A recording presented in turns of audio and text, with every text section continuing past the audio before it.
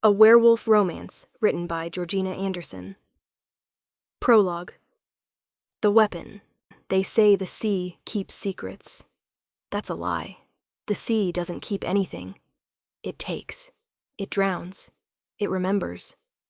And when you've fed it enough blood, it starts to recognize you. I'm standing on the black rocks of Tideclaw shore, watching waves devour the body at my feet. The wolf died screaming. Rival pack, trespassing on our waters, stupid enough to think territorial markers were suggestions instead of law. I killed him efficiently. Throat torn, spine severed. The kind of death my father taught me to deliver, before I was old enough to understand what killing meant. Alpha Yarina Stormfang watches from the cliff above. Judging. Always judging. Measuring me against some invisible standard I'll never meet, no matter how many bodies I drop at his feet. "Clean kill," he says finally. His voice carries over the wind like a blade scraping stone. "You've gotten faster." Not well done. Not "I'm proud," just acknowledgement that his weapon functions as designed. I shift back to human form. The cold doesn't bother me. Seaborne wolves don't feel temperature like mainland wolves do. Salt water runs in our veins. Storm winds sing in our bones. We're born hard, because our territory demands it. The Tideclaw Pack will want restitution, I say, pulling on the clothes I'd left on the rocks. They'll claim he was a scout, not a raider, that we violated treaty. Let them claim it. We'll bury their complaints with their scout. Balin descends the cliff path with the confidence of a wolf who's never questioned his right to rule. "You'll deliver my response to their alpha tomorrow. Make sure he understands that Tideclaw waters aren't negotiable. You want me to threaten war over a single trespasser? I want you to do what you do best, Yarina. Remind them why they fear us. What I do best. Kill. Intimidate. Enforce. Be the monster that keeps other packs from testing Tideclaw strength. Never lead. Never inherit. Never be anything except the weapon he points at problems until they stop existing." "Theros returns tonight," I say, changing subject before I say something that gets me punished. "The Frostmarch Alpha sent word. Your son survived his education." Something flickers in Balin's eyes. Not quite pride, not quite relief. Just cold assessment of a tool that might still be useful. Good. The pack needs its heir, even if he left weak and returns weaker. He looks at me directly. For the first time today, really sees me. "You should have been born male, Yarina. You have the strength for leadership, the ruthlessness, everything Theros lacks. But I wasn't born male. No, you were born a problem I've spent 26 years trying to solve." He turns back toward the Packlands. "Welcome your brother home. Make sure he understands that weakness isn't tolerated anymore. Not even from my son." He leaves me standing on the killing rocks with a corpse being eaten by tide, and the understanding, repeated daily for my entire life, that I will never be enough. I watch the sea take the body. Watch the blood dissolve into foam. Watch the evidence of my efficiency disappear like it never existed. The sea remembers, though. It always remembers. And lately, I've started to think it's keeping count. Part 1. The Weapon. Chapter 1. The Heir Returns. Theros arrived at dusk, when the tide was turning and the wind carried salt and old grief. I waited at the pack boundary, neutral ground where sea cliffs met forest edge. Pack law required that exiled wolves be received formally, even if the exile was supposed to be educational rather than punitive. 3 years. Theros had been gone 3 years, sent to Frostmarch territory to learn strength, discipline, the qualities an alpha heir needed. Sent because Balin decided his son was too soft, too hesitant, too gentle for leadership. Sent because watching me excel at violence while his blood son flinched from it was embarrassing. The wolf that emerged from the tree line wasn't my brother. Oh, it wore his shape. Black fur streaked with gray that shouldn't exist on a 28-year-old wolf. The same blue eyes that used to laugh when we were children. The same lean build that Balin always criticized as weak. But something fundamental had broken. I saw it in the way Theros moved, hunched, cautious, like he expected attack from every shadow. Saw it in how his wolf form flickered unstably, like he couldn't quite maintain the transformation. He saw me and stopped. For a long moment, we just stared at each other across the boundary. Then he shifted to human. Naked, scarred, shaking despite the mild evening temperature. "Yarina," he said. His voice was rougher than I remembered. Damaged. "You came. Pack law requires formal reception. I'm Beta in all but name. Of course I came." I pulled out the clothes I'd brought. Simple, practical. Sized for the brother I remembered. "Get dressed. Father is waiting." He flinched at father. Actually flinched. Like the word was a weapon. "Is he angry?" Theros asked, pulling on pants with hands that shook. "He's always angry. You know that." "Is he angry at me?" I looked at my brother, at what Frostmarch had done to him in the name of education, and felt something crack in my chest. Rage, maybe. Or grief. Or the accumulated weight of 26 years protecting someone who'd never asked to be born heir. "Get dressed, Theros. We'll face it together." Like always? Like always. It was a lie. We both knew it. Because always implied we had power to stand together, and we didn't. He was the heir who'd failed to become strong. I was the weapon who'd gotten too sharp. Neither of us fit. We walked back to Pack Lands in silence. Theros kept glancing at me like he wanted to ask questions, but didn't know if I'd answer honestly. "You've gotten harder," he said finally. "I've gotten efficient. There's a difference. Is there?" I didn't answer, because maybe there wasn't. Maybe efficiency was just hardness with better marketing. The Tideclaw Pack gathered in the central meeting ground, a flat expanse of packed earth surrounded by the cliffside dens we carved from living rock. 100 wolves, give or take, all of them watching, judging, measuring the returning heir against impossible standards. Alpha Balin stood on the high stone, the natural platform where pack leaders addressed their wolves. He was massive even in human form. 6.5 feet of scarred muscle and absolute authority. The kind of alpha who'd earned his position through violence and maintained it through fear. My father. The man who taught me to kill before teaching me to read. Theros Stormfang, Balin's voice carried like thunder. "You returned to Tideclaw after 3 years in Frostmarch. 3 years to learn strength. 3 years to become the heir this pack deserves." Theros stood at the center of the circle, alone, vulnerable. Every wolf in the pack assessing him like a piece of meat. "Show us what you learned," Balin commanded. "Father, show us." The challenge was clear. Shift. Prove you've grown stronger. Demonstrate that 3 years of exile had forged you into something worthy of leadership. Theros shifted. It took too long. The transformation stuttered, jerky, like machinery grinding with insufficient oil. His wolf form emerged smaller than it should be, underweight, with that gray-streaked fur that spoke of stress and trauma. The pack murmured. Not impressed, not hopeful, disappointed. "That's what Frostmarch made of you?" Balin's voice was cold. 3 years and you return weaker?" "They trained me," Theros said through pack bond, his mental voice barely audible. "Taught me discipline, strategy, how to be broken," Balin interrupted. "How to flinch, how to return to your pack looking like a kicked dog instead of a future alpha." "I survived." "Survival isn't enough." Balin shifted partially, that hybrid form alphas could maintain where you're mostly human, but radiating dominance.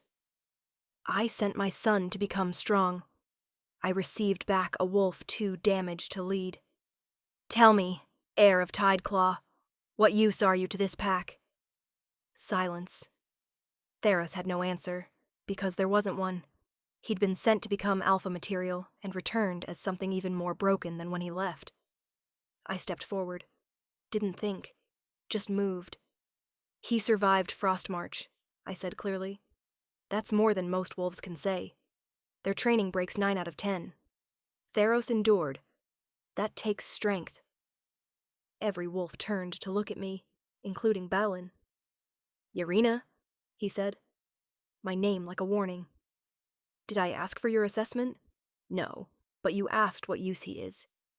I'm telling you, he's Pack. He's blood. He's your son. That makes him useful. He's weak. He's here, standing in front of you instead of dying in some Frostmarch snowbank. That's not weakness. That's survival instinct, which is the first requirement of leadership. The silence that followed was dangerous, the kind where you couldn't tell if you'd said something brave or suicidal. Then Balin laughed. Actually laughed. Sharp and humorless as breaking ice. You defend him, again, like when you were children and he couldn't win his own fights. He descended from the high stone, approaching until he stood directly in front of me. Tell me, daughter, if you spent so much effort protecting weakness, when do you have time to cultivate your own strength? I cultivate it fine. You've never complained about my efficiency. Your efficiency makes you a weapon, not a leader. Weapons don't protect. They destroy. It's all they're good for. He turned back to address the full pack. Theros Stormfang returns as heir. He will resume training. He will grow stronger. He will become worthy. He looked at me specifically. And Yarina will stop making excuses for him. Pack law doesn't care about survival. It cares about strength. Remember that. The gathering dismissed. Wolves dispersed to their dens, their hunts, their politics. Theros stood alone until I reached him. You shouldn't have defended me, he said quietly. Probably not. Now he's angry at both of us. He's always angry at both of us. At least this way, we're equally disappointing. He almost smiled. Almost. I missed you, Rena. The childhood nickname hit harder than expected. No one called me Rena anymore. Everyone used my full name like a title, like I was a rank instead of a person. I missed you too, I admitted. Even if you came back broken. I came back alive. That's more than I expected. We walked to the den we used to share, carved from the cliff face, overlooking the sea. It was mostly mine now. Had been for 3 years. But it still had space for him if he wanted it. What happened in Frostmarch? I asked once we were alone. Theros was quiet for a long time. Then, they tried to make me like you. Ruthless, efficient, capable of violence without hesitation. Did it work?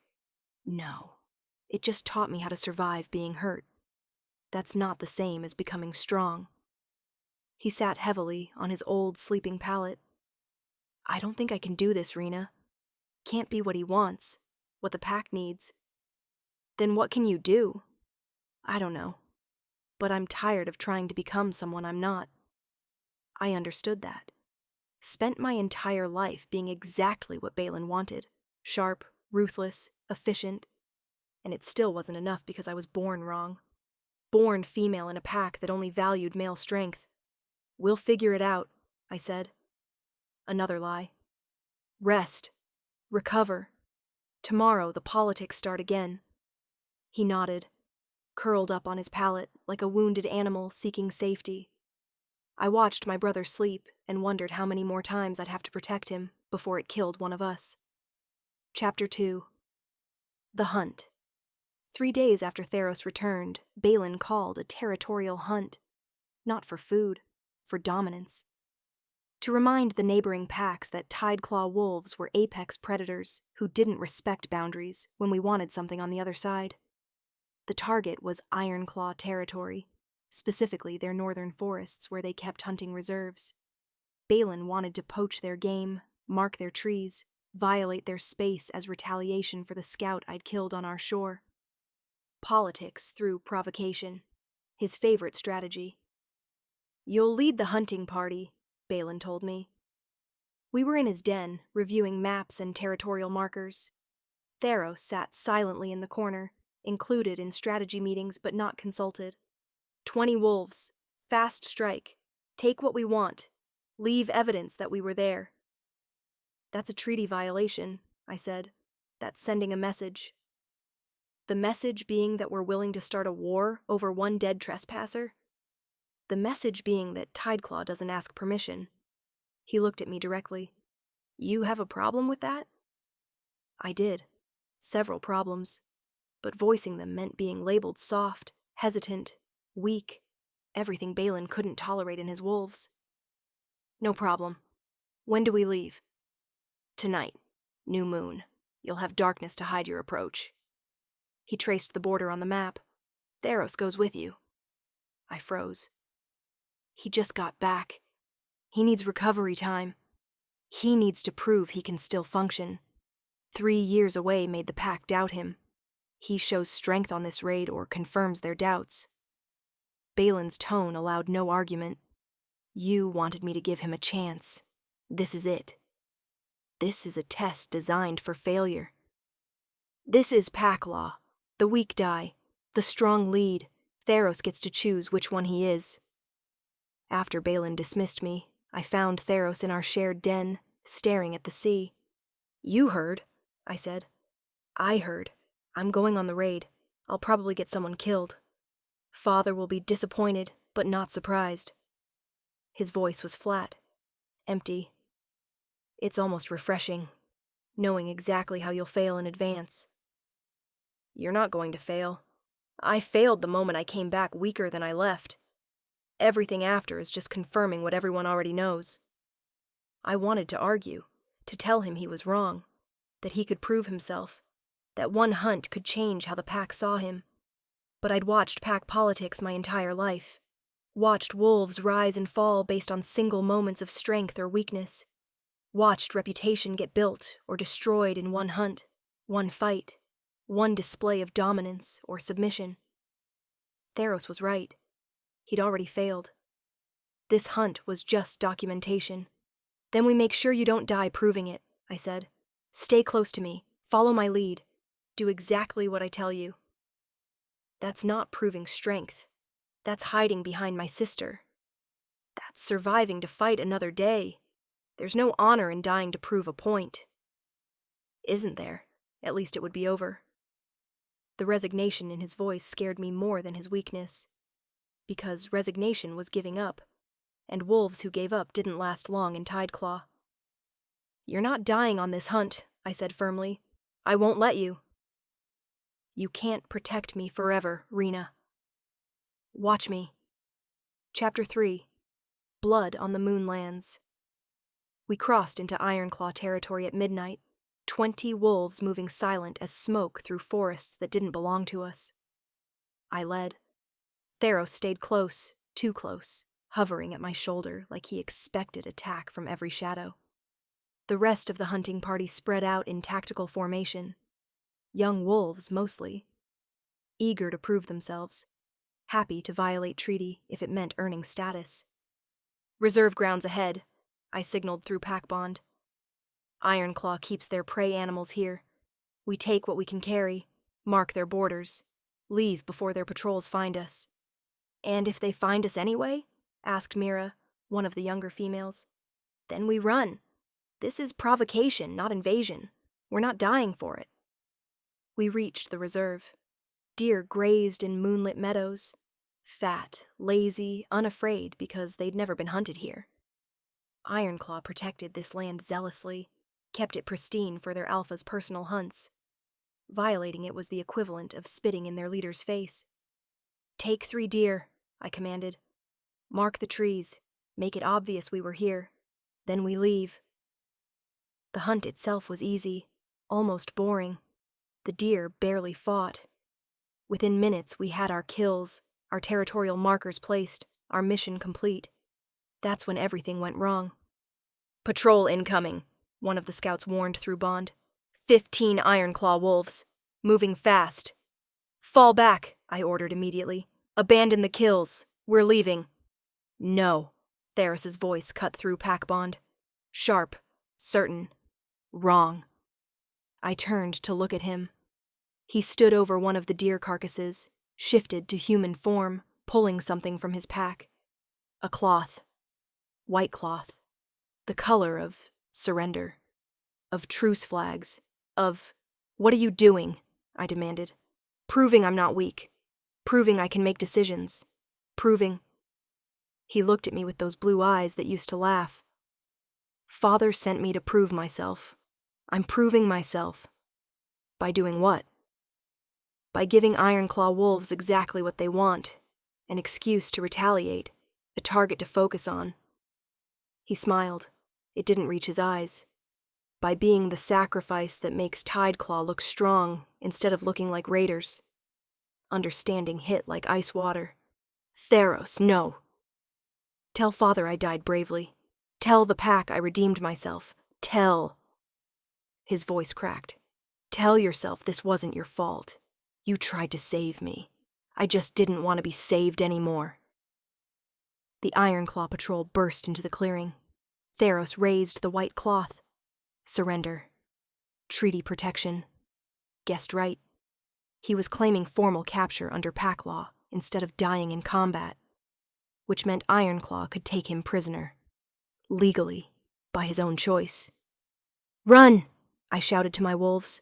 "Everyone back to Tideclaw!"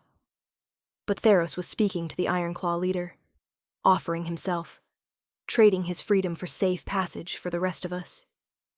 The Ironclaw Alpha, a scarred female named Sarna, smiled, accepted the surrender, surrounded Theros with guards. She looked at me directly. "Tell Yarina Stormfang that we have his heir. Tell him the price for return is territorial concession.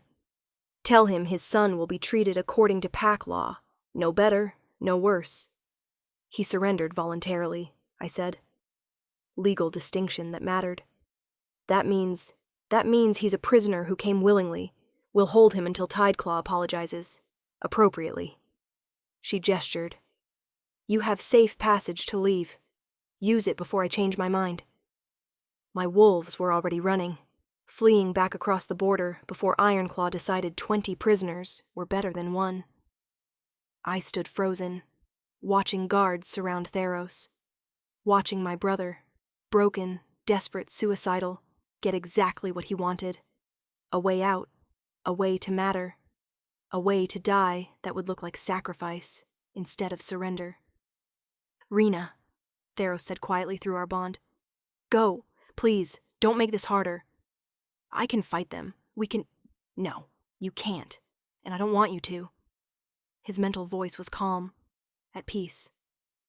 I was never going to be alpha, never going to be strong. This way, at least I'm useful. My capture gives Father leverage, gives Tideclaw sympathy, gives you one less burden to protect. You're not a burden. I am. We both know it. Now go. Lead the pack home. Tell them I died bravely if you want. Or tell them the truth, that I was too broken to keep living with their disappointment." The Ironclaw guards started moving, taking Theros deeper into their territory, away from me, away from everything he'd known. I could fight, could attack, could get myself killed trying to rescue a brother who didn't want rescue, or I could run, could abandon him, could choose survival over futile heroism. The choice took 3 heartbeats. I ran. Chapter 4. The Alpha's Judgment. I returned to Tideclaw with 19 wolves and no heir. Balin waited at the border. He knew. Somehow he always knew when hunts went wrong, when plans failed, when his children disappointed him. "Report," he commanded. "Not where is Theros. Just report." Like military debriefing instead of a father asking about his son. Ironclaw patrol intercepted us. Theros surrendered voluntarily under pack law. They're holding him prisoner, demanding territorial concession for his return. The pack gathered around us, listening, judging, waiting to see how Balin would react to losing his heir. "Voluntarily," Balin repeated. "My son surrendered. Chose captivity over fighting. He chose to give the rest of us safe passage. If he'd fought, we'd all be dead or captured. And instead only he's captured, the heir, The wolf who's supposed to lead this pack someday. Balin's voice was cold, controlled. Tell me, Yarina, is that leadership? Is that strength? It's survival strategy. It's weakness. He shifted partially. My son surrendered because he's broken. Frostmarch destroyed whatever potential he had.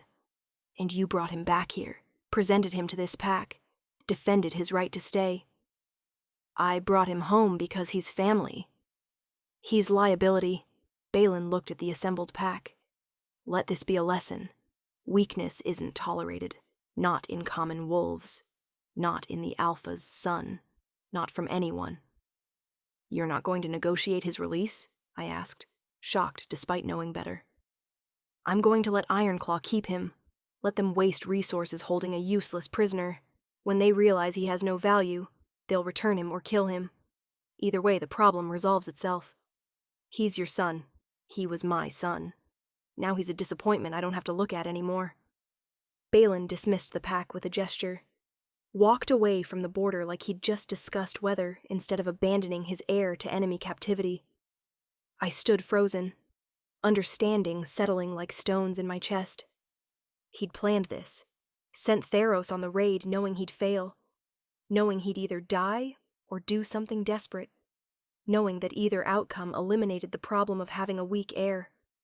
And I'd helped. I'd taken Theros on the raid. I'd watched him surrender. I'd run instead of fighting. I'd abandoned my brother. That night, I stood on the killing rocks where I'd murdered the Ironclaw scout. Stood where this entire disaster had started.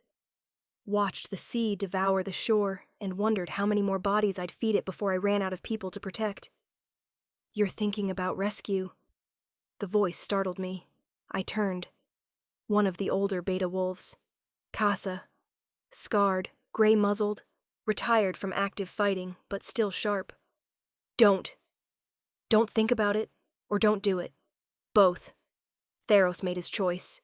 Respect it. His choice was suicide with extra steps. His choice was agency. Maybe the first real choice he's made since Balin decided he was heir. She sat beside me on the rocks. You can't save someone from themselves, pup. You can only save them from external threats. Internal ones? Those they have to fight alone. So I just let him die in Ironclaw territory? Or let him live? On his terms, not yours. She looked at me directly. You've spent your whole life protecting Theros from consequences, from bullies, from your father's disappointment, from himself. Maybe it's time to stop. I'm his sister. You're his enabler. There's a difference. She stood. Balin is going to destroy you, Yarina. Piece by piece. He'll use your loyalty against you until there's nothing left but the weapon he wants. Save yourself while you still can. She left me alone with the sea and the growing certainty that she was right. Protecting Theros hadn't saved him. It had just delayed the inevitable. And now, he was gone. Captured by his own choice. And I was still here. Still breathing. Still fighting. Still surviving. Still being exactly what Balin wanted. Efficient. Ruthless. Alone. The sea crashed against the rocks. Hungry. Patient. Waiting for the next body I'd feed it. I wondered how long, before it was mine. Part 2. Blood and Betrayal. Chapter 5. Death at Sea, Alpha. Yarina Stormfang died 3 weeks after abandoning Theros to Ironclaw captivity. The official story, Storm claimed him during a solo patrol of our western waters. Dangerous waters, unpredictable currents. Even strong swimmers could be dragged under if conditions turned wrong. The truth, someone fed him to the sea. I know because I found his body. Not washed ashore like a normal drowning. Anchored, weighted with stones.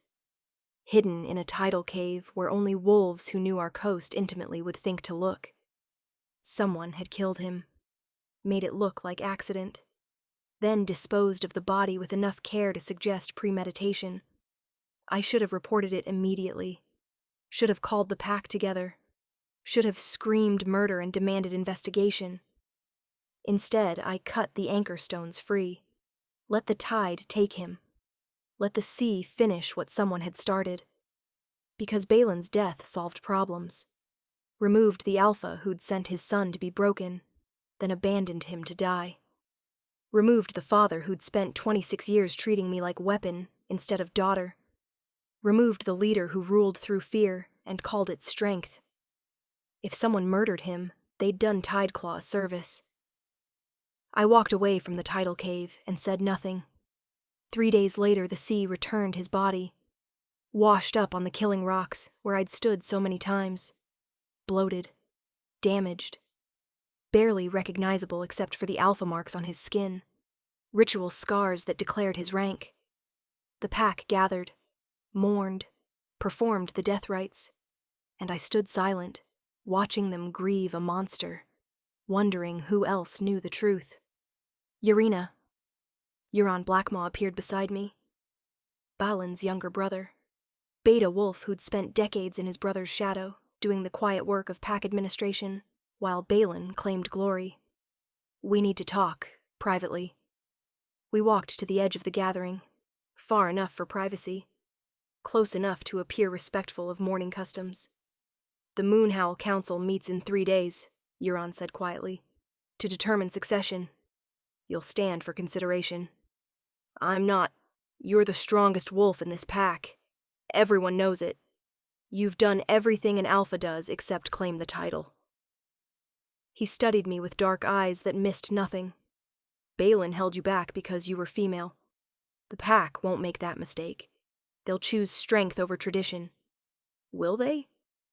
I looked at the gathered wolves. Saw the calculations. The political maneuvering already beginning. Or will they choose the safer option? Meaning me? Meaning you, male, experienced, connected to the previous alpha through blood. You check every traditional box. I met his gaze. You want to be alpha. Don't pretend otherwise. He smiled. I've wanted it for 40 years, but wanting and earning are different things. I'll stand for consideration. So will you. The pack will choose. That's pack law. And if they choose me, then I'll serve as your beta, faithfully, because I love this pack more than I love my pride. He paused. But Yarina, if they choose me, I won't make you beta. I can't. You're too strong, too popular. You'd be a constant threat to my authority. I'd have to exile you or kill you. Those are the only stable options. At least he was honest.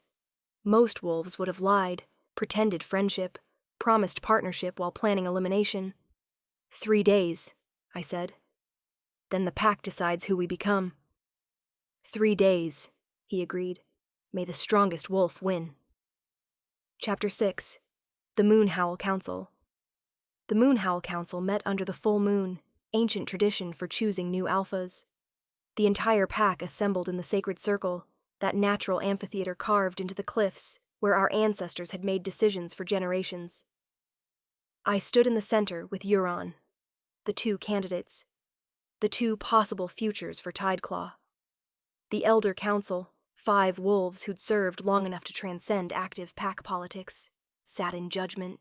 They'd hear arguments, assess candidates, then call for pack vote. Casa, the old beta who'd warned me about enabling Theros, spoke first. Tideclaw stands at a crossroads. Our alpha is dead. His heir is captured in enemy territory. We need leadership, stability, strength. She looked at both of us. 2 wolves stand for consideration, both worthy in different ways. Euron Blackmaw, beta to the fallen alpha, administrator, diplomat, traditional choice. Yarina Stormfang, warrior, enforcer, daughter of the fallen alpha, unconventional choice. The pack murmured, debates breaking out across the circle, wolves taking sides before arguments even began. Euron Blackmaw, Casa said, speak for yourself. Tell us why you should lead. Euron stepped forward, confident, prepared. He'd been planning this speech for years. I've served Tideclaw for 40 years, managed our resources, negotiated our treaties, kept our pack functioning while others claimed glory. I know every wolf here by name, know their strengths, their weaknesses, their families. He turned slowly, making eye contact. Leadership isn't just strength.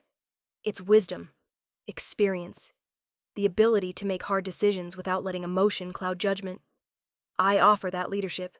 Steady, reliable, safe. Safe. That was his pitch. The known quantity, the traditional choice. The beta who would maintain order without dramatic change. Yarina Stormfang. Casa said, "Speak." I'd prepared nothing.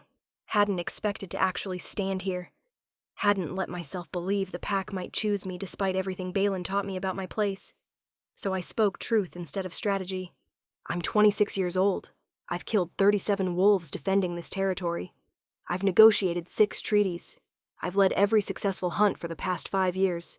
I've done everything Euron just described except call myself Beta. I looked around the circle.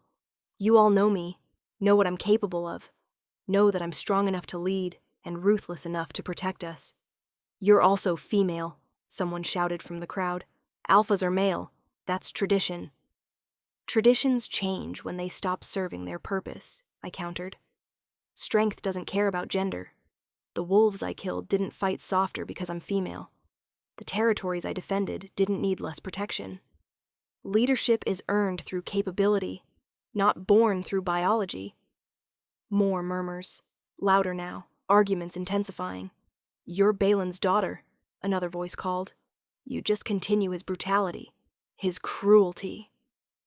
That hit harder than expected. Because they weren't wrong. I was my father's weapon. His creation. Everything I knew about leadership I'd learned from him. I'm not Balin, I said quietly. I'm what he made me, strong, efficient, capable. But I'm also what he refused to see. Someone who protects instead of just destroying.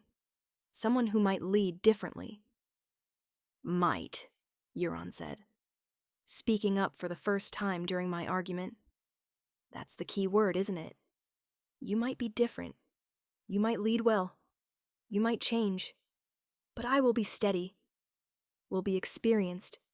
Will be safe. He addressed the pack directly. Do you want to gamble on potential? Or choose proven leadership? The Elder Council conferred. Long minutes of whispered debate while the pack waited. Finally, Casa spoke. We call for vote. All wolves in favor of Euron Blackmaw as Alpha, Shift, and Howl. The response was immediate. Dozens of wolves shifting, howling, declaring their choice. All wolves in favor of Yarina Stormfang as Alpha, Shift, and Howl. Fewer wolves, significantly fewer. Mostly younger ones. Warriors who'd fought beside me. Wolves who valued strength over tradition. Not enough. The pack has spoken, Casa declared. Euron Blackmaw is Alpha of Tideclaw. Yarina Stormfang is... Exiled, Euron interrupted, speaking quickly before Casa could offer me beta position or some lesser rank. Pack law allows the new Alpha to exile threats to stability. Yarina is too strong, too popular, too dangerous to my authority. She leaves Tideclaw territory tonight. If she returns, she'll be killed as rebel. The silence was absolute. I'd expected this. Euron had warned me, but expecting and experiencing are different things. You have until dawn, Euron continued. Pack what you can carry, leave alone. If you take anyone with you, they're exiled too. Those are the terms. This is murder with extra steps, I said, keeping my voice level despite the rage building. Sending me out alone with no pack, no territory, no protection. I'll be dead within a month. Then you'll die free instead of living as my subordinate.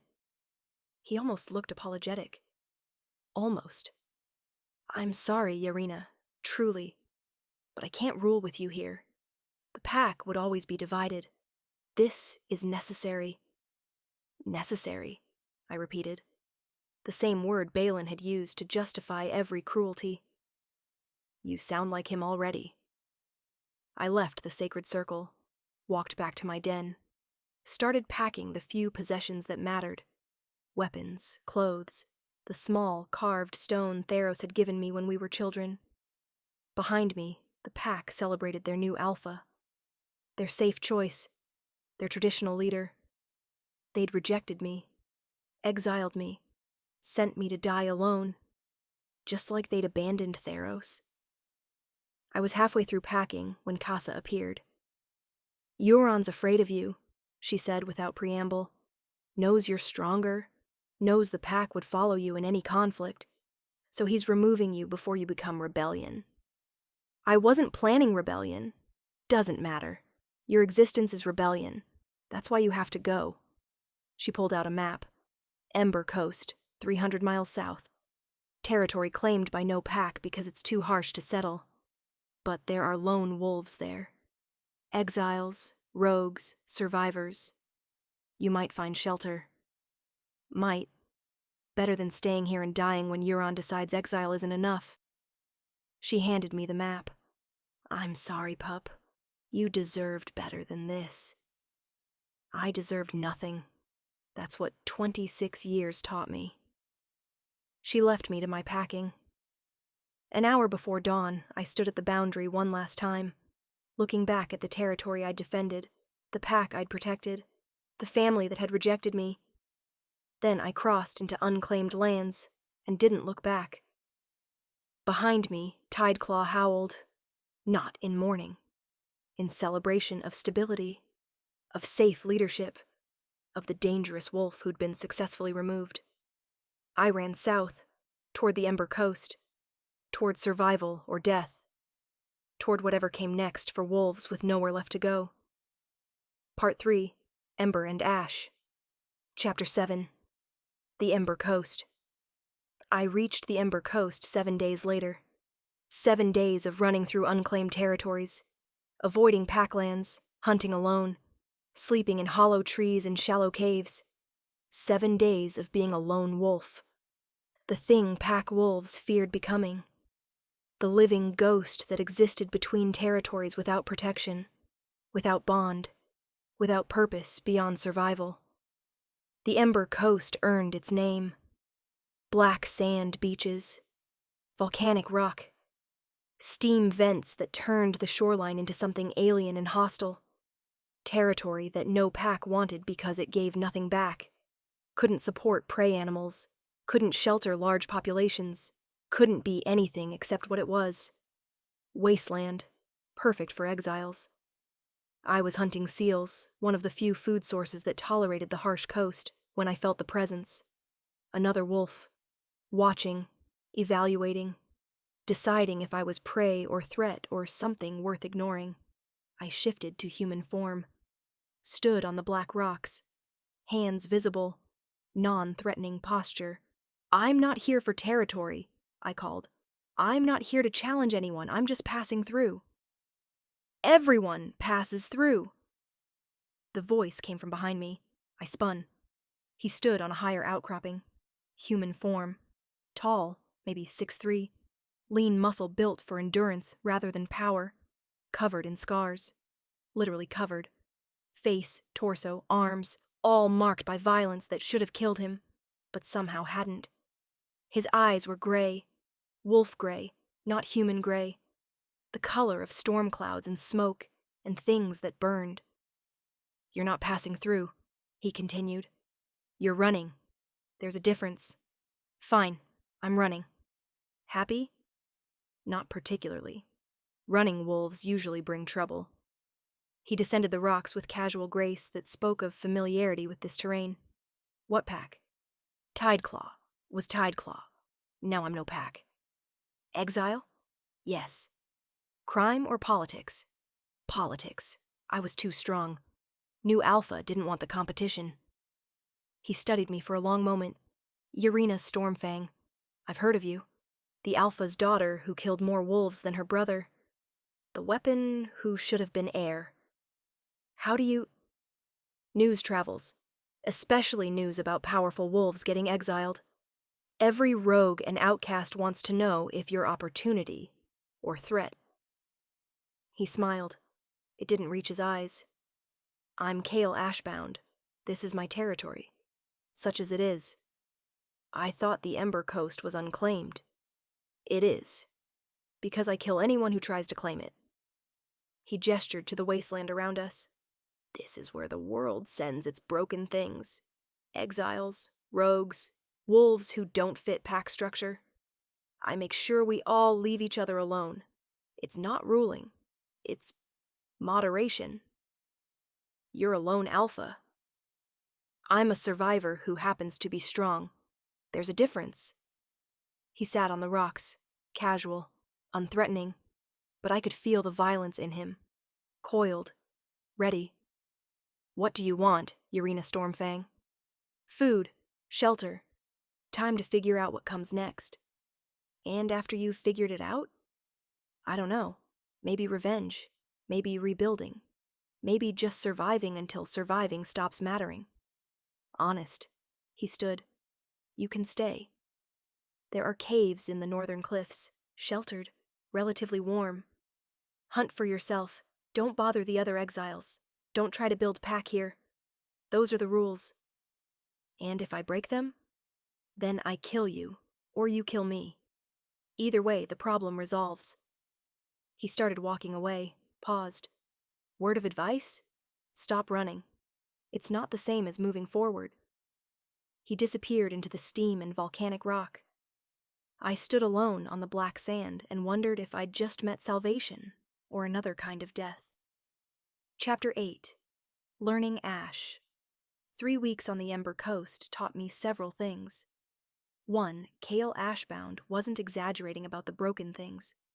The coast hosted maybe 40 lone wolves, all of them damaged in different ways, all of them surviving day to day without pack structure or protection. 2. Kyle kept order through reputation and selective violence. Disputes were settled quickly, brutally, with him as judge and executioner. It wasn't leadership. It was controlled chaos. 3. I was lonely in ways I hadn't expected. Not for pack specifically. For connection. For purpose beyond daily survival. For something that mattered. 4. Kyle was everywhere and nowhere. I'd see him on cliff tops watching the exiles. Feel his presence during hunts. Catch glimpses of him settling disputes with fists and claws. But he never lingered. Never formed connections. Never let anyone close enough to matter. He was more alone than anyone I'd ever met. On my 23rd day on the coast, I was practicing combat forms, muscle memory from Tideclaw training, when he appeared. You're doing it wrong, he said. Excuse me? That stance. You're leaving your left side exposed. Anyone with half a brain would gut you in 3 moves. This is how Tideclaw trains. Tideclaw trains pack fighters. Wolves who fight with backup. You're alone now. Different strategies. He gestured. Attack me, full strength. Let's see how bad your training really is. Pride made me stupid. I attacked. He was right. 3 moves. Left side exposed. He could have killed me if he'd wanted. Instead, he just pinned me. Face down on black sand.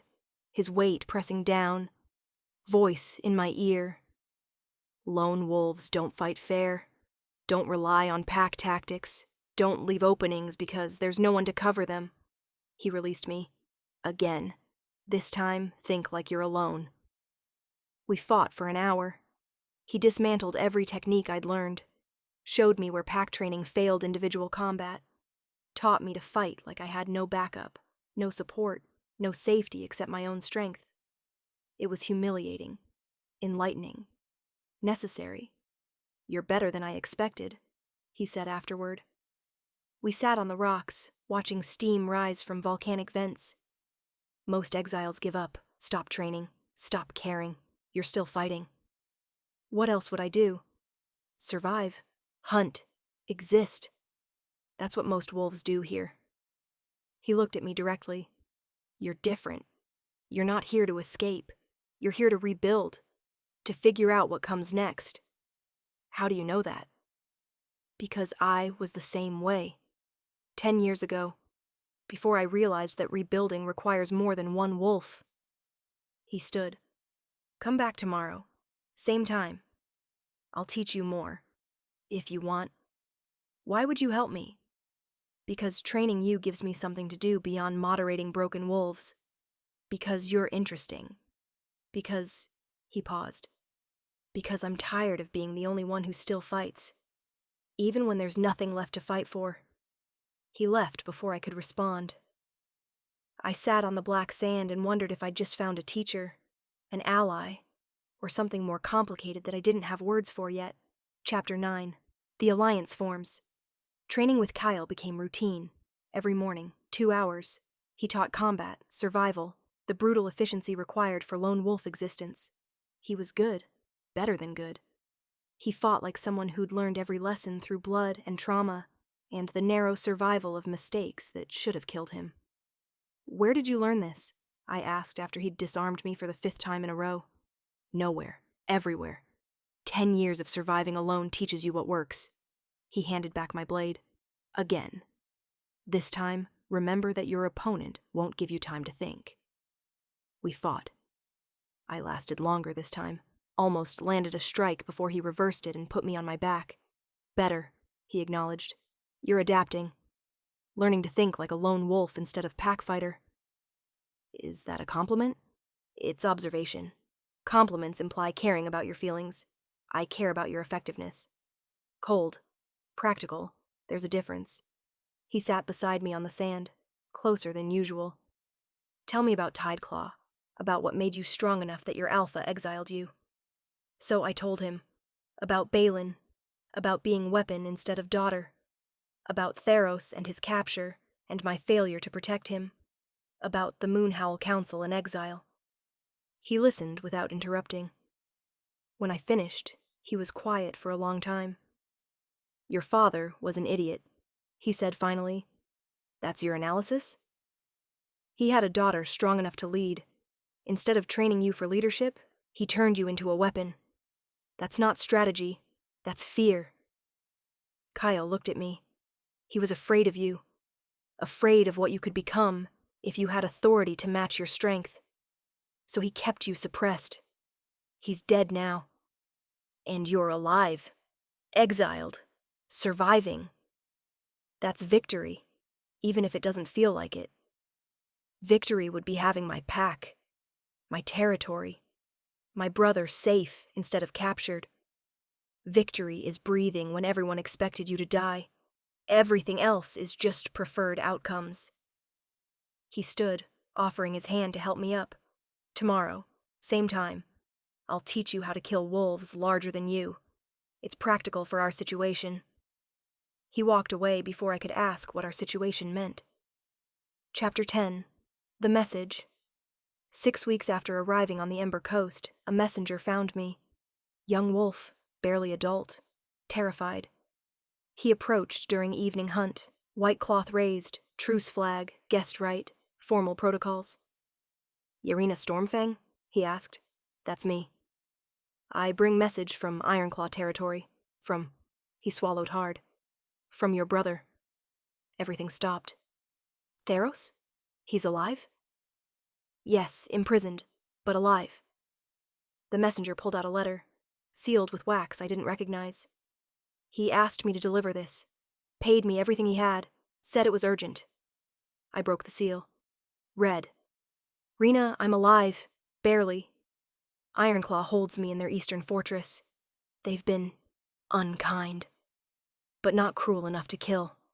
They're waiting for Tideclaw to negotiate, to pay ransom, to acknowledge they want me back. But Tideclaw won't. I know that. Euron doesn't care about the old Alpha's broken son. You're exiled. No one is coming. I'm writing because I heard rumors, heard you're on the Ember Coast, heard you're building something, gathering exiles, becoming dangerous. If that's true, if you're really becoming what they feared, I'm asking for help. Not rescue, not saving, just acknowledgement. That I mattered, that you remember. If you can't come, I understand. You have your own survival to worry about. But if you can, your brother, Theros. I read it 3 times. Each time hurt worse. He was alive, imprisoned, suffering. waiting for rescue that would never come from Tideclaw. Waiting for me. You brought this directly from Ironclaw? I asked the messenger. Yes. Your brother paid me to avoid official channels.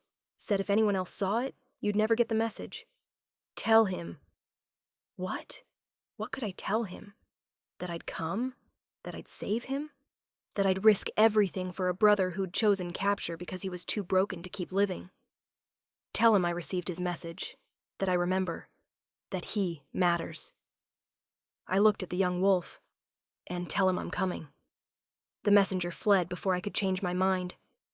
I stood holding the letter, feeling the weight of impossible decisions. Ironclaw was 300 miles north. Their eastern fortress was their strongest position. Rescuing Theros would require plan, resources, wolves willing to fight. I had none of those things. You're thinking about rescue. Kyle's voice. He'd appeared silently, watching. I can see it on your face. My brother is imprisoned, tortured, waiting for help that won't come from anyone except me. So you'll throw your life away trying to save him? Walk into enemy fortress alone? Die proving something to a brother who chose capture over survival? He's family. Family that exiled you, family that abandoned him first. Family that wouldn't do the same for you. Kyle moved closer. I understand loyalty, but I also understand suicide. This is the latter. Then I'm suicidal. You're grief-stricken. There's a difference. He studied the letter. 3 months ago, you told me you didn't know what came next. Revenge or rebuilding or just surviving. Now you know. You're choosing revenge disguised as rescue. It's not revenge. It's confronting the pack that rejected you while saving the brother you couldn't protect. That's revenge and redemption wrapped together. That's you proving you're better than them. He paused. That's also suicide unless you have resources, plan, support. I have none of those things. You have me. I stared. What? You have me. If you're stupid enough to attempt this, I'm stupid enough to help. Because I'm tired of watching alone. Tired of moderating broken wolves without purpose. Tired of existing without mattering. He smiled slightly. Your suicide mission sounds more interesting than my wasteland. I didn't ask for your help. You didn't have to. I'm offering it anyway. He gestured to the exile camps scattered across the coast. And I'm bringing others. Wolves who are tired of just surviving. Who want something worth fighting for. Who'll risk everything for a cause that isn't just their own survival. You're talking about rebellion. I'm talking about 40 exiles who have nothing left to lose, who might be willing to follow you if you give them purpose beyond daily survival. He looked at me directly. You want to rescue your brother? Fine, but we do it properly. We build an army. We plan. We train. And we hit Ironclaw so hard, they never forget what happens when they hold prisoners they shouldn't have taken. That's not rescue. That's war. It's both. Welcome to lone wolf survival. Everything costs more than you want to pay. He extended his hand. You want revenge, rebuilding, redemption? I'll help, but we do it together. Deal? I looked at his hand, at the scars covering it, at the offer that was also threat and promise and alliance, at the first real choice I'd made since exile. I took his hand. Deal. Part 4. Silver Chains and Sacrifice. Chapter 11. Building the Army. Building an army from exiles was like forging weapons from broken glass. Possible, painful, requiring patience I didn't naturally possess. Kyle gathered them over 2 weeks. Every lone wolf on the Ember Coast who was willing to listen. 43 wolves total. All damaged in different ways. All desperate for something beyond daily survival. We met in the largest cave system, natural amphitheater carved by ancient lava flows. 43 pairs of eyes watching me with suspicion, hope, desperation. Most of you know who I am, I said. No preamble, no diplomatic softening. Yarina Stormfang, exiled from Tideclaw 6 weeks ago. Before that, I was my father's weapon, his enforcer. I killed 37 wolves defending territory that rejected me the moment my father died. Murmurs, some impressed, some skeptical. I'm not here to lead you, not here to build a pack. I'm here because my brother is imprisoned in Ironclaw territory, and I'm going to get him back, with or without help. I looked around the cave. But I'm offering you a choice. Come with me. Help rescue one imprisoned wolf. In exchange, you get combat training, purpose beyond survival, and the satisfaction of hitting a pack that thinks exiles are too weak to matter. What's in it for us? Someone called. Scarred female. Maybe 30. Beyond satisfaction? What do we actually gain? Nothing material. No territory. No permanent pack structure. No promises of safety or belonging. I met her eyes. Just the knowledge that you fought back. That you proved exiles aren't weak. That you mattered for something beyond your own survival. That's not much of an offer, another voice said. No, it's not. But it's honest. I gestured to Kyle. Kale Ashbound has offered to train anyone who joins. Teach you to fight like lone wolves instead of pack fighters. Make you dangerous individually instead of just dangerous in numbers. That training is worth something, even if you don't come on the rescue. Kale stepped forward. I've kept order on this coast for 10 years.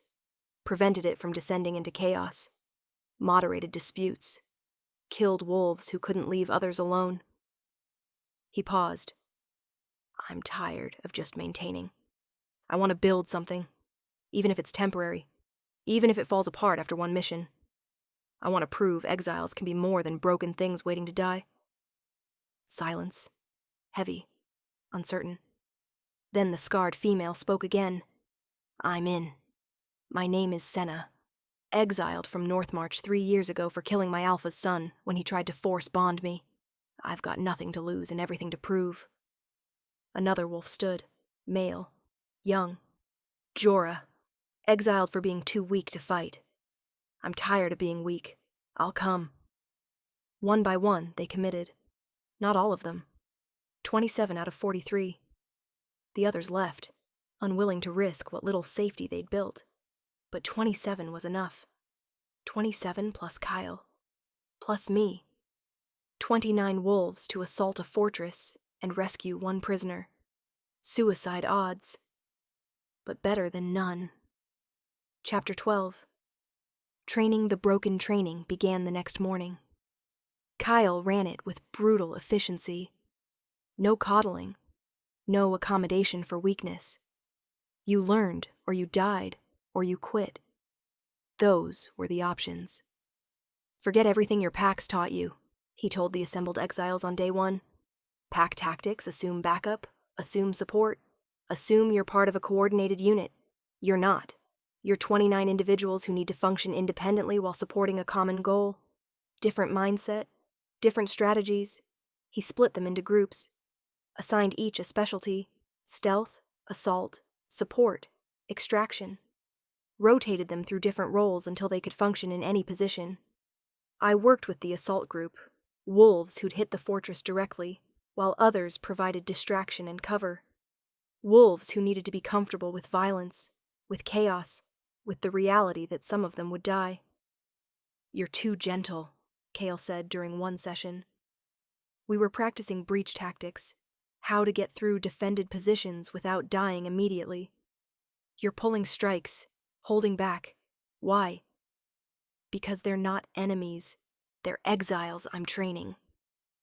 They're wolves who need to understand what real combat feels like. Hit them harder, make them afraid, make them angry, then teach them to function anyway. He demonstrated, a strike that sent Senna sprawling. She came up furious, attacked him with everything she had. He defended easily, then counterattacked with enough force to be dangerous without being lethal. See? He said. She's fighting properly now. Fear and anger make you honest. Gentleness makes you sloppy. I tried his method, hit harder, pushed the exiles past comfort into genuine fear. They fought better, learned faster, became dangerous. It felt like becoming my father, like turning into the weapon that had shaped me, like losing myself to the role I'd been trying to escape. "You're thinking too much again," Kale said one evening. We were alone, reviewing training progress. "I can see it on your face. I'm becoming what I hated, training wolves through fear and violence. That was Balin's method. Balin used fear to control. You're using it to prepare.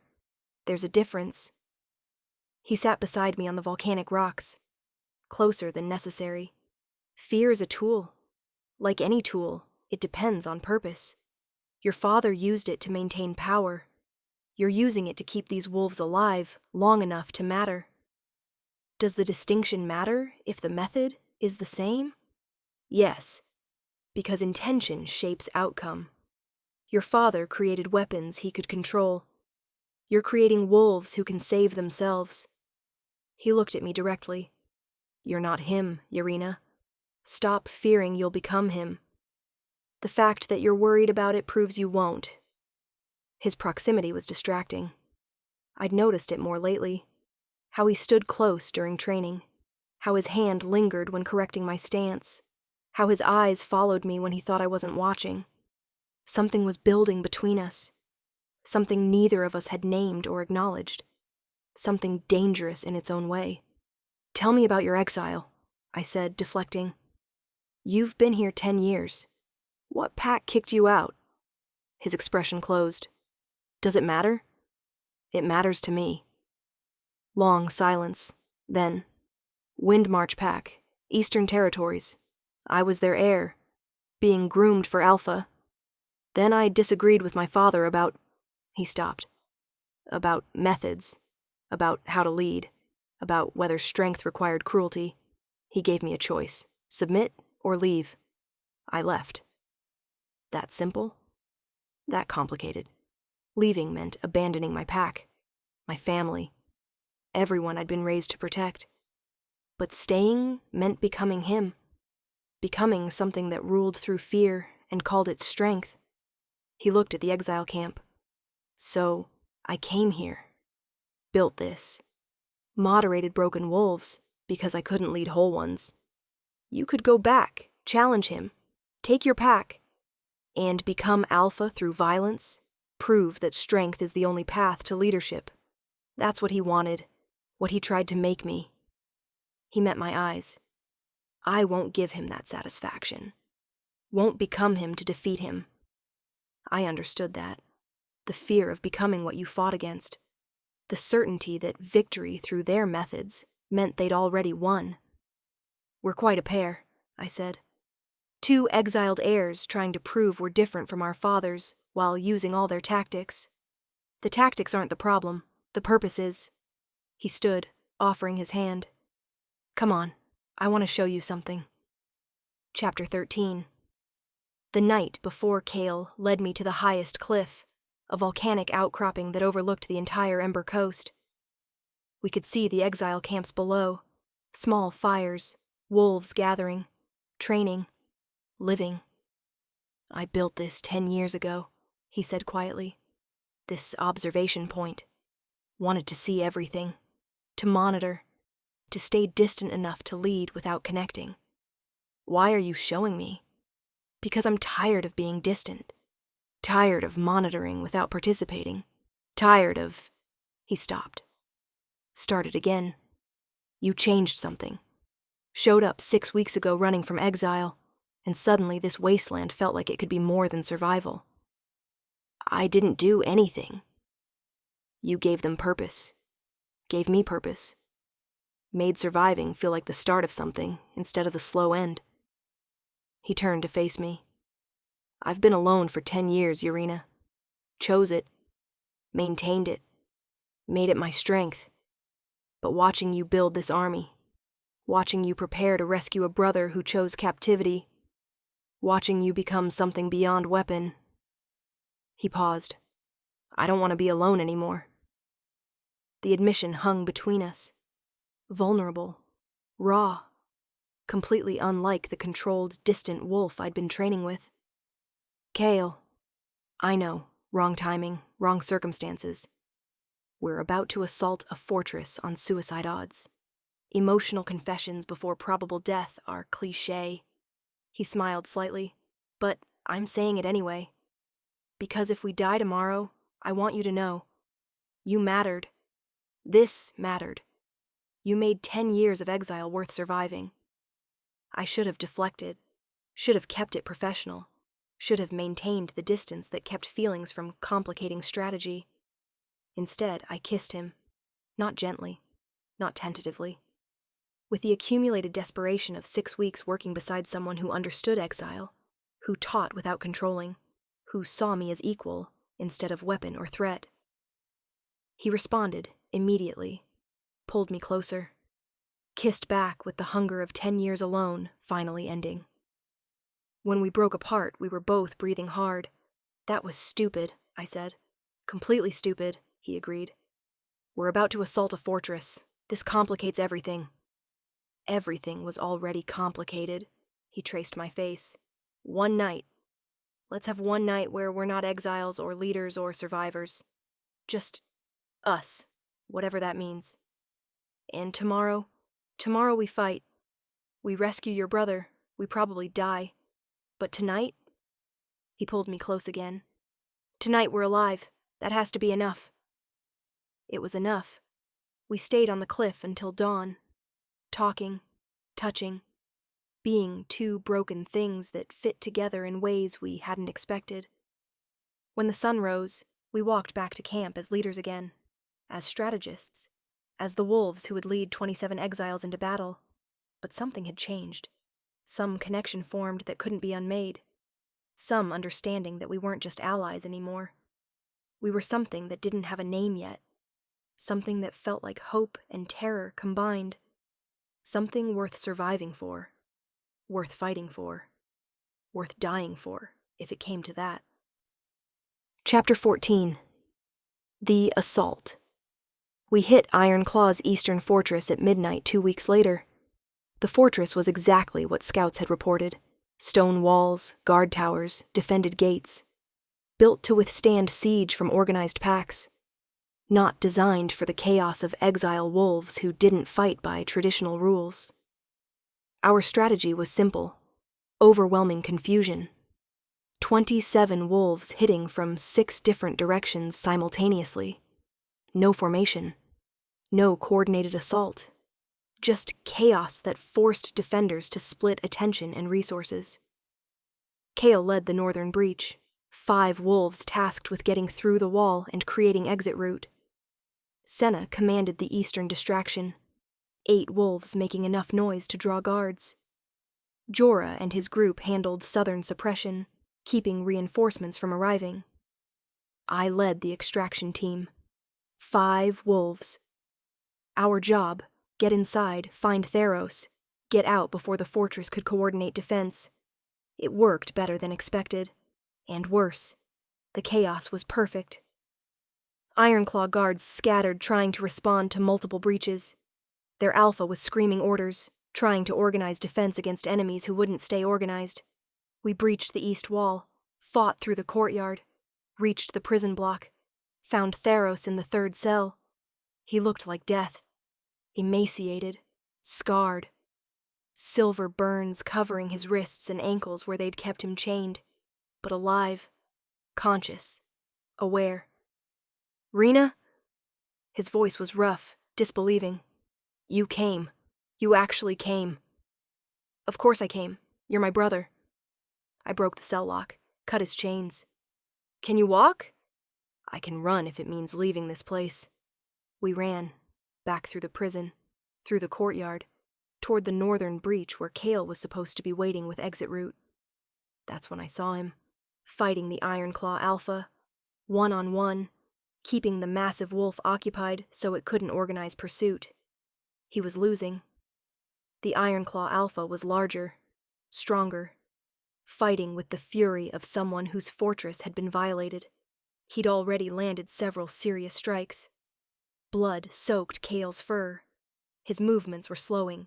"Keep going!" I shouted to my team. "Get Theros out!" "Yarina, no. Theros started. Go! They ran. Toward the breach, toward freedom. I shifted, joined the fight. 2 against 1. Better odds. Not good odds, but better. Kale saw me. His eyes widened. What are you doing? You're supposed to be extracting. Shut up and fight. We fought together. The coordination we'd built over 6 weeks of training translating into combat efficiency. When I attacked high, he went low. When he created openings, I exploited them. We were winning. Then reinforcements arrived. 10 Ironclaw guards. Fresh. Armed. Run, Kale said. Both of us. Now. We ran. Through the courtyard. Toward the breach. Guards pursuing. The Ironclaw Alpha howling for our blood. We were 10 feet from the breach when the crossbow bolt hit Kale. Silver-tipped. Through the chest. Perfect placement. He stumbled. Fell. Shifted involuntarily back to human. I skidded to a stop. Shifted. Grabbed him. Leave me, he gasped. Blood bubbling from his mouth. Lung punctured. Silver poisoning spreading. Get out! I'm dead anyway. No. Yarina, no. I tried to lift him. Couldn't. He was too heavy. I was too exhausted. The guards were too close. Kyle's hand found my face. Listen to me. You did it. Saved your brother. Led exiles into combat and won. Proved everything you needed to prove. I'm proud of you. Proud of what you built. What you became. He smiled, blood on his teeth. I would have followed you anywhere. Into any fight. Even into death. You were worth it. Kyle, please. I love you. Didn't say it before because timing was wrong. But I'm saying it now. His eyes were fading. I love you. Have since you showed up running and desperate and too stubborn to quit. He stopped breathing. Just stopped. Like a candle blown out. There one moment, gone the next. I knelt in enemy fortress, holding a dead wolf I'd known 6 weeks and loved without admitting it. Held him while guards surrounded us. While the Ironclaw Alpha approached. You're captured, the Alpha said, not gloating. Just stating fact. Your rebels escaped. But you stayed. For him. Foolish. I looked up. Kill me. I don't care. Just kill me. No, I don't think I will. She shifted to human, studied me with eyes that understood exactly what I was feeling. You're Yarina Stormfang, Tideclaw exile. You just assaulted my fortress, freed your brother, and lost someone you loved. You're going back to those exiles. You're going to tell them what happened. You're going to carry this grief. That's punishment enough. She gestured. The guards parted. Go. Tell your rebels that exile wolves can fight, can rescue prisoners, can matter. She looked at Kale's body. Tell them it costs everything. I wanted to fight, to die here, to not have to carry this weight. But Theros was free. The exiles were waiting. Kyle had died buying me time to escape. I couldn't waste that. I stood, walked through the guards, out of the fortress, into the night. Behind me, they let me go, because killing me would have been mercy, and mercy wasn't punishment enough for surviving. Chapter 15, The Return. I made it back to the Ember Coast 3 days later. The exiles were celebrating. Theros was free, safe, recovering. The rescue had succeeded beyond expectations. Only 2 casualties. 1 injury requiring extended recovery. 27 wolves survived and proved that exiles could fight. Victory, by any measure. Except I'd lost Kale. Senna found me on the observation point, the cliff where he'd confessed, where we'd spent one night being something other than survivors. We won, she said quietly. I know. Theros is alive, safe, already getting stronger. I know. The exiles want to stay together, build something permanent. They're asking if you'll lead them. I can't. Why not? You proved you can. Because he died for this. died so I could escape, died telling me he loved me. I looked at her. How do I lead wolves he saved? How do I build something on his sacrifice? How do I keep living when he's dead? By honoring what he wanted, what he believed you could become. She sat beside me. Cale spent 10 years maintaining exile survival. You made him believe in something more, made him want to build instead of just moderate. He died happy, Yarina. Died knowing he mattered for something beyond his own survival. That's more than most wolves get. It's not enough. It never is. But it's what we have. She stood.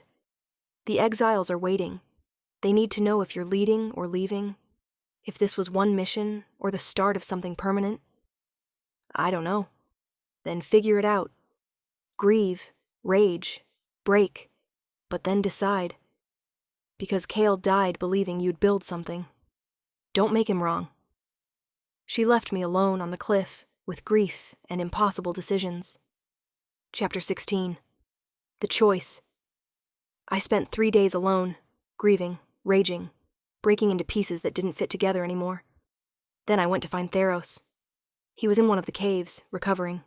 Still scarred, still damaged, but alive, free, safe. "Rena," he said, relief and guilt mixing in his voice. "I heard. About Cale. About... Don't." I sat beside him. "Don't apologize. Don't feel guilty. You didn't ask for rescue. I chose it. You lost him because of me. I lost him because he chose to fight so we could escape. That was his decision. Not yours. Not mine. His." I looked at my brother. "You're free. That matters. Even if it cost everything. What happens now? I don't know. The exiles want me to lead them. Build something permanent. Turn one successful rescue into lasting rebellion. Will you? I don't know. Leading means staying. Staying means confronting what I lost, what I gave up. What? I stopped. I don't know if I can do that. You're the strongest wolf I know, Theros said quietly. You've survived father. Survived exile. Survived loss. You can survive this. Surviving isn't the same as living. No, but it's the first step. He took my hand. Build something, Rena. For Kyle. For the exiles. For yourself. You spent your whole life being father's weapon. Then 6 weeks being Cale's ally. Now be your own leader. See what you become when you choose for yourself. I looked at my brother. Broken. Damaged. But present. Offering advice. Trying to help despite his own trauma. He'd changed. Maybe captivity had done that. Maybe freedom had. Maybe just surviving had. Maybe we both had. Help me, I said. If I do this, if I build something permanent, I need help. Need someone who understands what it means to be broken and keep trying anyway. I'm not strong. You survived imprisonment, survived torture, survived waiting for rescue you had no guarantee would come. That's a different kind of strength. I met his eyes. Help me build something that protects wolves like us. Wolves too broken for packs, but too stubborn to quit. He thought about it, then nodded. Okay, I'll help. We'll build it together. Together? I agreed. Part 5. The Crown of Bone. Chapter 17. The Rebellion Building. Permanent rebellion from exile wolves took 3 months. We established territory. Not on the Ember Coast, too isolated, too harsh for sustained population. Instead, we claimed the Ashlands, volcanic region between Tideclaw and Ironclaw territories. Disputed ground that no pack controlled because it was too difficult to defend. Perfect for wolves who didn't follow traditional rules. We built structures, carved dens from volcanic rock, created training grounds, established laws that governed without requiring pack bonds. We called it Ashfall Territory, in memory of Cale Ashbound. In memory of everything we'd lost building it. Wolves came, not just exiles from the Ember Coast, refugees from cruel packs, Omegas escaping slavery. rogues seeking structure without submission, broken wolves looking for place that valued function over origin. Within 3 months, we had 70 wolves. Within 6, 120. Within a year, 200. We became threat. Real threat. To pack structures that relied on exiles being broken and disposable. To alphas who used exile as punishment and expected exiles to die quietly.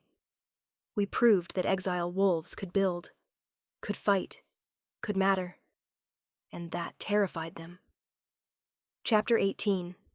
The uncles wore Euron Blackmaw, alpha of Tideclaw, the uncle who'd exiled me, attacked 8 months after I claimed Ashfall. He brought 500 wolves, alliance between Tideclaw and 3 smaller packs who saw my rebellion as threat to pack order. The message was clear. Exile wolves didn't get to build, didn't get to thrive, didn't get to matter.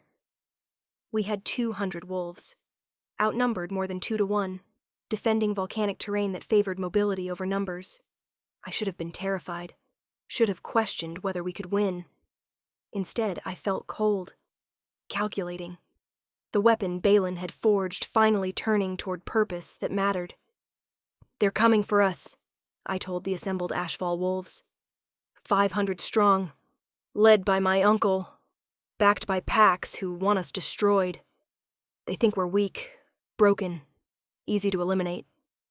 I looked around at faces I'd come to know. Senna, Jorah, Theros, recovered enough to fight, though never as strong as he'd been. Dozens of others who'd found home here. They're wrong. We're not weak. We're different. We don't fight for territory or dominance or pack glory.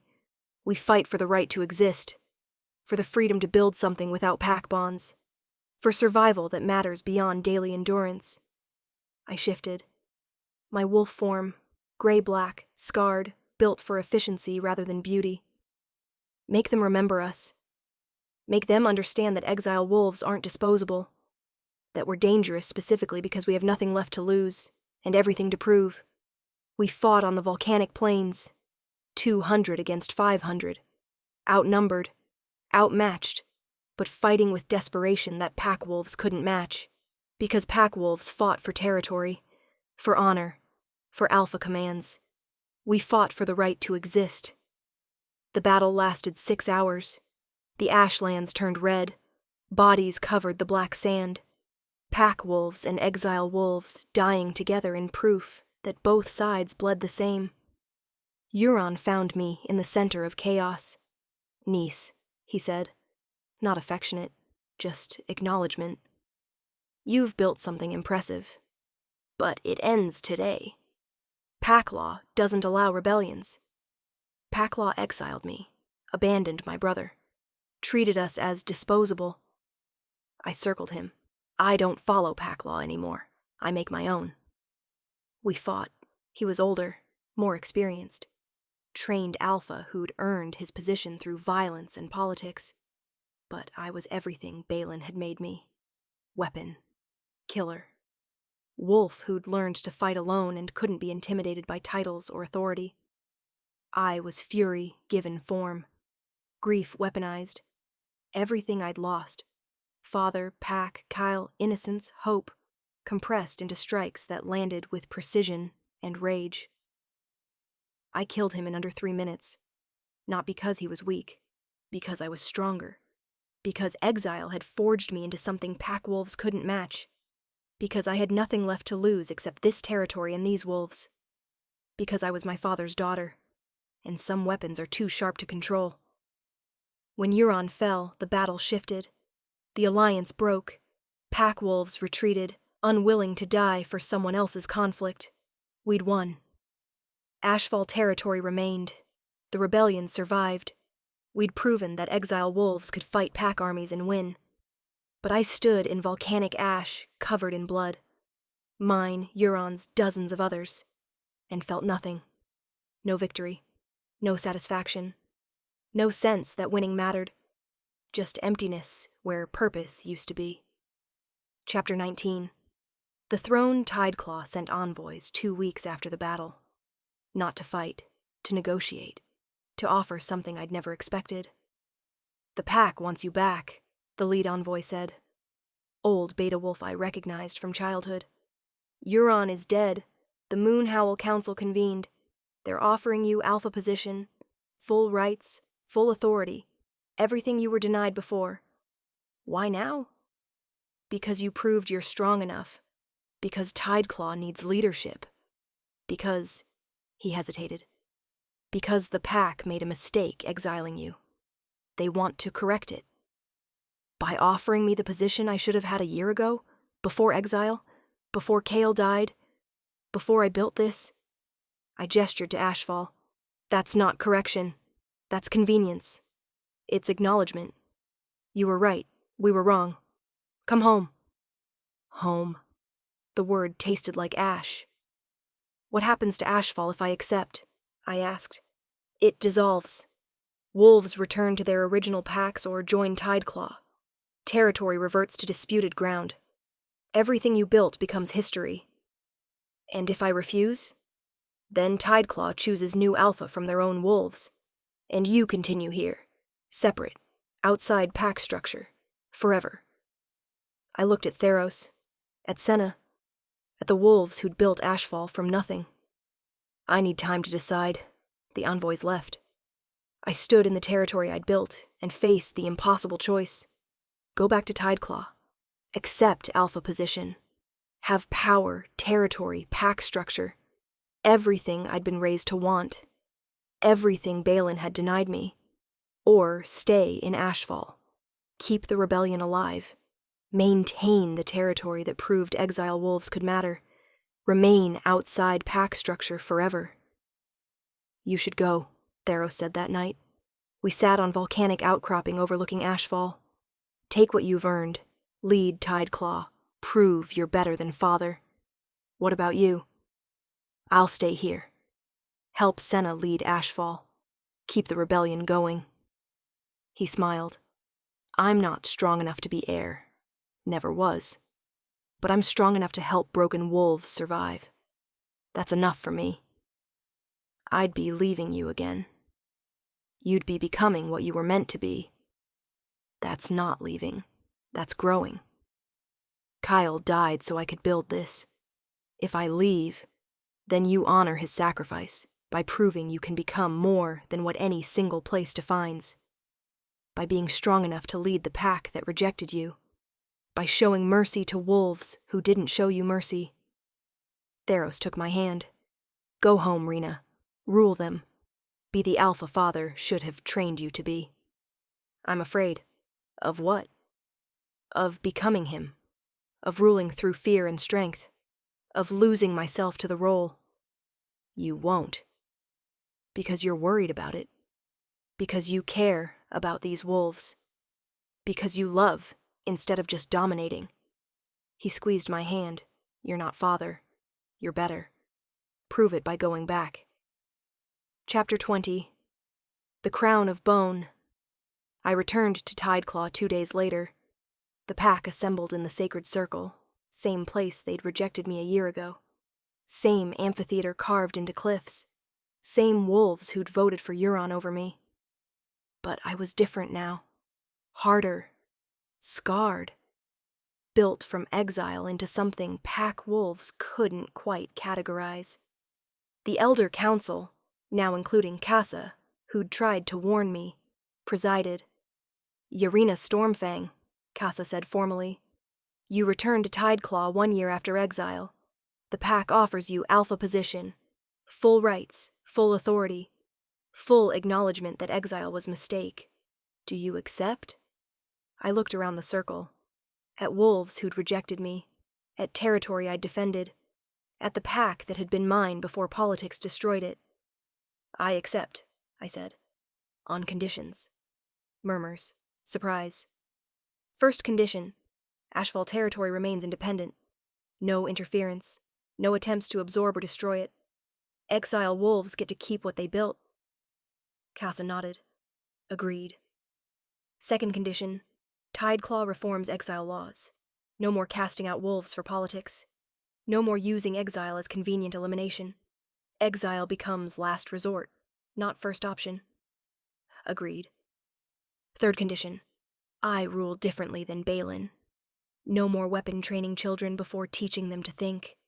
No more using fear as primary leadership tool. We become pack that values wisdom with strength.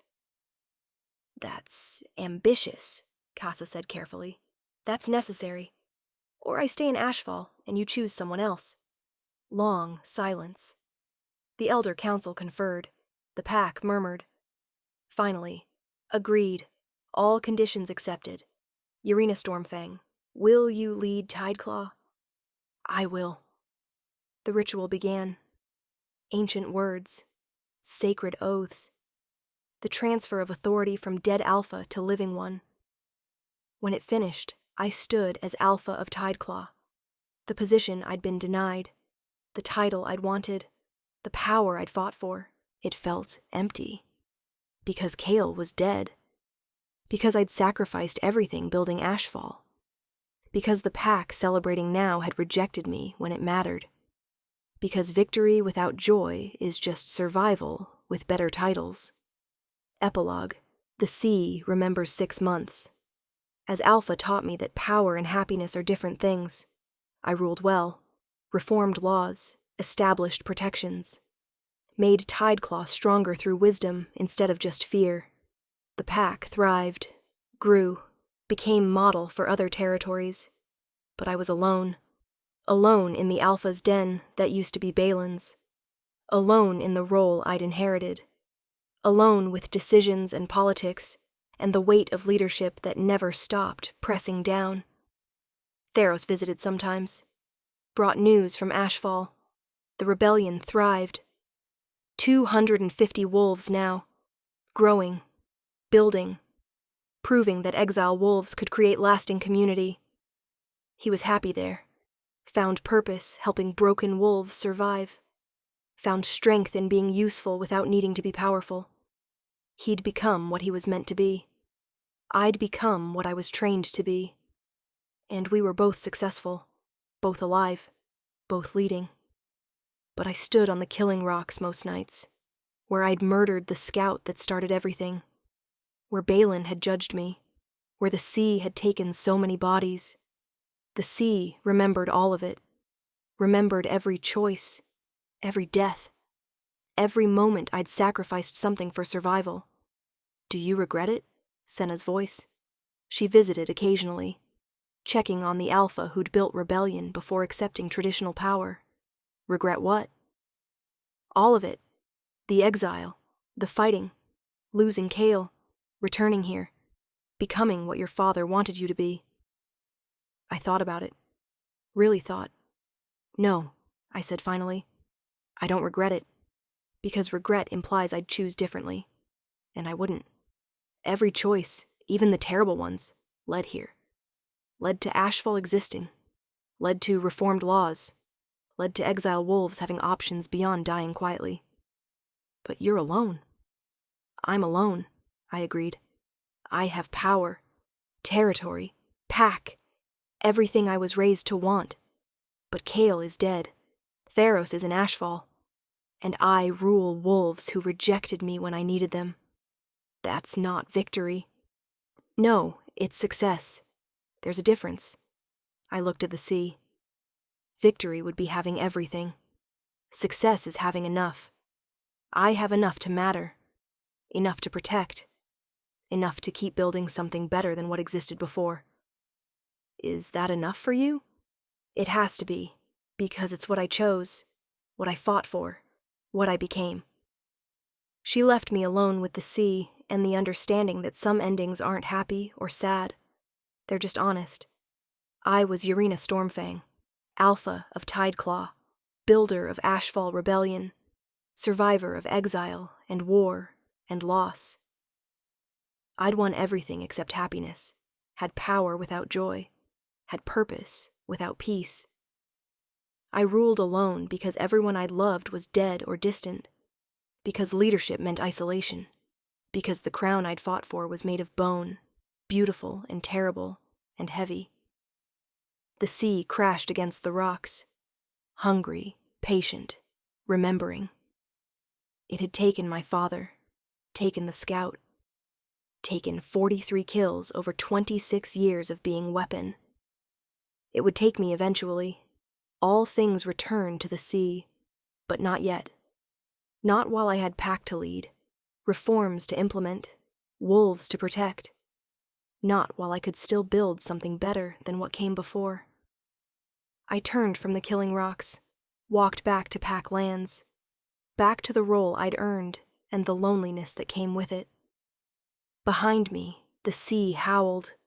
It sounded like grief, like triumph, like everything I'd survived compressed into one terrible, beautiful sound. The sea remembers everything, and now, so do I. The end